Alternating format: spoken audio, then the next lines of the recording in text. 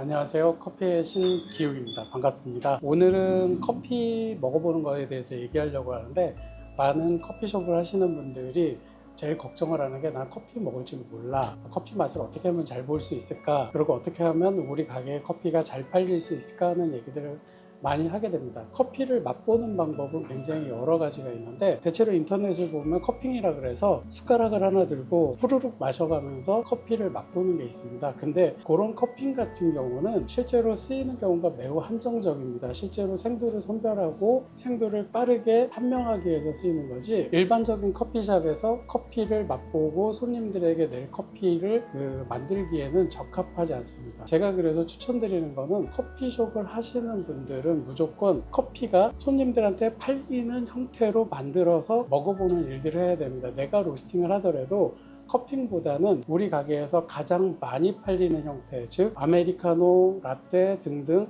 우리 가게에서 가장 많이 팔리는 형태로 커피를 내려서 커피를 먹어보는 것을 하는 겁니다. 이 커피가 과연 거기에 맞는 건지 이것을 확인해 볼 필요가 있는 거죠. 여러분도 드립 내릴 때 맨날 이런 얘기를 하시잖아요. 드립이 되게 어렵다. 왜냐하면 내릴 때마다 틀려진다. 내리는 방식이 달라지면 맛이 틀려진다 하는 것처럼, 커피를 여러분들이 로스팅하거나 커피를 받아서 맛을 보실 때 손님에게 판매되는 형태가 아닌 형태로 맛을 보고 그거를 손님한테 다른 형태로 제공하게 되면 전혀 다른 맛을 느끼기 때문에 원하는 방향성을 내기가 힘들어집니다. 그래서 기본적으로 가게에서 가장 많이 팔리는 형태, 즉 적용될 형태로 만들어서 커피를 추출해서 먹어보시는 걸 하고요. 그 다음에 제가 커피를 가장 잘 맛보는 방법은 무엇일까 고민을 많이 했었는데, 제일 중요한 건 커피를 많이 마시는 겁니다. 커피를 많이 마실수록 판명하기가 쉽습니다. 왜냐하면 여러분들이 밥을 하는 거는 어렵지 않다라고 생각을 하시거든요. 왜냐하면 밥은 어려서부터 먹어왔고, 그렇기 때문에 확고한 기준이 있습니다. 이 밥이 진밥인지 된밥인지, 쌀이 묵은 쌀인지 햅쌀인지 보드밥인지, 이런 것들을 한 입만 떠봐도 알 수 있을 만큼 굉장히 정확하게 알 수 있습니다. 그건 왜냐하면 어려서부터 굉장히 많이 먹어왔고, 그 많은 경험을 토대로 해서 판정할 수 있는 기준이 생겨서입니다. 근데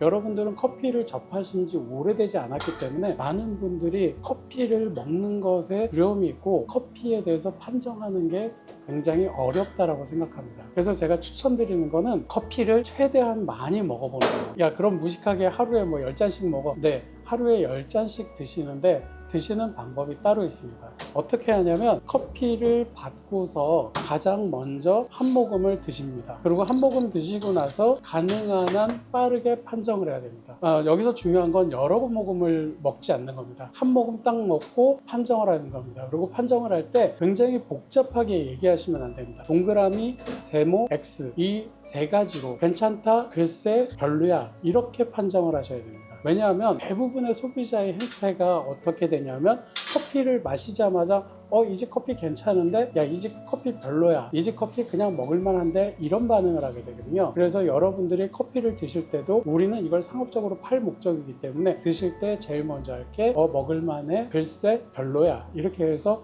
세 가지 정도로 아주 간단하게 파악을 합니다. 물론 어디를 가보면 커피숍에서 어떤 커피에 대해서 그 바디가 어떻고 향미가 어떻고 노트가 어떻고 이렇게 얘기하는데, 이런 것들을 하지 말라는 얘기가 아닙니다. 일단은 이 커피가 소비자한테 어떤 인상을 줄지에 대해서 판정을 하게 됩니다. 그리고 가장 조심해야 될 건 뭐냐면, 한 번만 먹으십시오. 한 번 먹고 두 번 먹고 세 번 먹으면 마치 소개팅 나가서 애프터 3번 한 거랑 비슷해집니다. 굉장히 익숙해지고 편안해지게 됩니다. 그러면 어떻게 되냐면, 이 사람의 단점보다는 장점을 찾게 되거든요. 그래서 무슨 일이 일어나냐면, 이 커피를 여러 번에 걸쳐서 고민하면서 먹게 되면 이 커피의 단점보다는 장점을 찾아내게 됩니다. 그리고 여러 번 먹으면서 이 커피 노트를 자꾸 찾으려고 들다 보면, 이 커피의 단점을 무시하고 얘는 베리 향이 나고 자스민 향이 나고, 이런 식으로 포장을 하게 됩니다. 여러분들이 그래서 유명하다는 커피숍에 가서 노트를 보고 이 커피 되게 좋겠다 싶어서 먹었는데 갸우뚱하는 경우들이 많습니다. 왜냐하면 너무 심취해서 커피를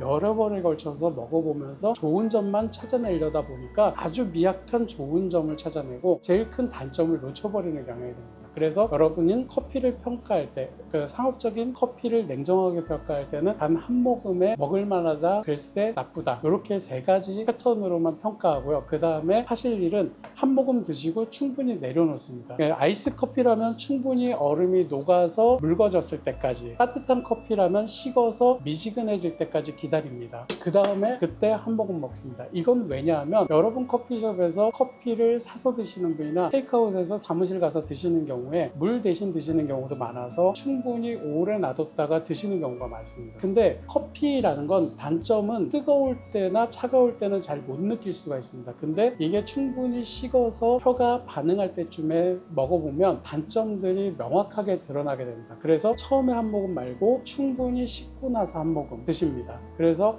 단점이 도드라지지 않는지를 확인을 합니다. 그리고 마지막에 버리기 전에, 왜냐하면 사무실에서 커피 사놨다가 집에 가기 전에 버리기 아까우니까 마지막에 한 모금 마시게 됩니다. 그랬을 때 커피가 마지막 인상을 주게 됩니다. 이지커피 못 먹겠네, 이지커피 그래도 괜찮네 라는 인상을 가지게 되거든요. 그래서 여러분이 커피를 평가할 때는 3번에 걸쳐서 합니다. 처음에 한 모금, 충분히 식고 나서 한 모금, 그 다음에 버리기 전에 한 모금. 그래서 한 잔을 테이스팅할 때 딱 3번 마셔보고 버리시면 됩니다. 아까워하시지 말고 버리시면 되고요. 이거를 제가 저희 직원들한테도 항상 하는 게, 최소한 하루에 5잔, 6잔 정도는 이런 경험을 할 수 있도록 해봐라. 왜냐하면 한 잔을 아껴서 먹는 것보다는 여유가 된다면 여러 잔을 하루에 테스트하면서 커피를 접하는 경험을 많이 하고, 소비자의 입장에서 굉장히 냉정하게 평가하는 방식들을 통해서 자기의 커피를 평가하게 되면 여러분들이 판매할 때 좀 더 좋은 커피를 만들 수 있게 됩니다. 커핑하고 막 이런 게 멋있어 보일 수는 있지만 그런 방식으로는 소비자하고는 방식이 틀리기 때문에 커피 판매 증진하고는 별로 연결고리가 없다라고 보시면 됩니다. 그래서 가게를 하시는 분이나 샵에서 로스팅해서 판매하시는 분들 같은 경우에는 소비자에게 판매되는 형태와 똑같이 만들어서 커피를 추출하고 먹어보는